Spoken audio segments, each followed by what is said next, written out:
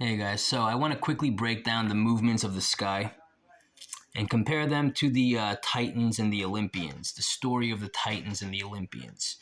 Okay, so as we know, clockwise, in one day, you'll have all the houses move up this way. So the firmament, the prima mobile, the etheric heavens, the vaulted dome, all the sidereal fixed stars, and all the stars, the sun, the moon, Mercury, you name them, the so-called asteroids like, Pallas, Juno, Vesta, they're all moving with the sky clockwise. That's why we call it clockwise, because the whole heavens moves this way. And one day it goes fully 360. And that's what you guys capture on your time-lapse footage of the heavens moving around the pole star. Now, that would be the Titans.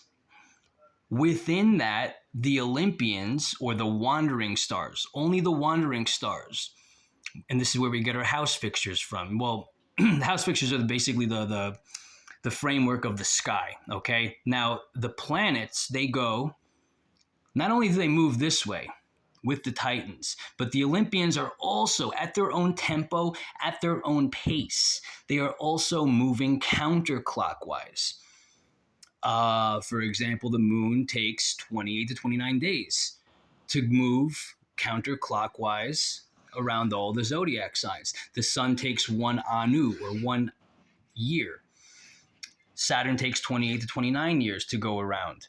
So they all move at their own tempo. Yes, they all move with the sky.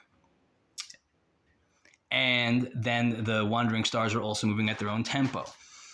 And anyone who's looking at like horoscopes, for example, I don't really recommend horoscopes. They're so bland and they don't really get deep into anything. However, you have to look at, you have to remember, like, you can be a Capricorn sun, but if your sun's not in the first house, you need to look at what you have in the first house. So I was born with Libra in the first house. So if we move this, flip-flop it over, I'm a Libra rising. So I should be looking, if I'm looking at horoscopes, I have to line up everything with, Libra house 1, Aries house 7, Scorpio house 2, Sag house 3. My Capricorn sun is in house 4. So there's all a geometry to this, and it all means something specific. This is your tale, your story. All right. So you could, like, for example, if you're a Capricorn sun, you could look at a horoscope from Capricorn sun. That would be the perspective of Capricorn sun at like the Aries 0 point. And then you can look like, okay, no matter what, if you're a Capricorn sun, Taurus is always going to be house 5 to your sun. 1, 2, 3, 4, 5. Okay. But I would recommend, if you know your birth time, you look at the rising.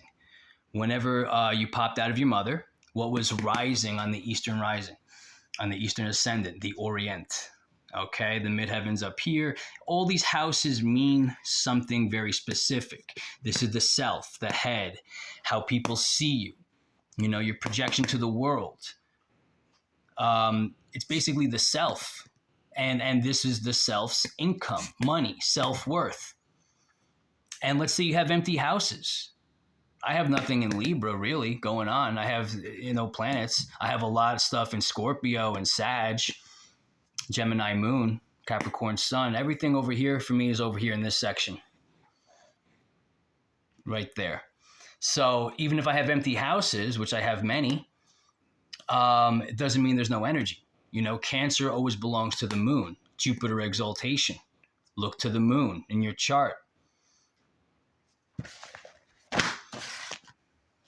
Anyway, guys, have a great day. It's raining like cats and dogs over here.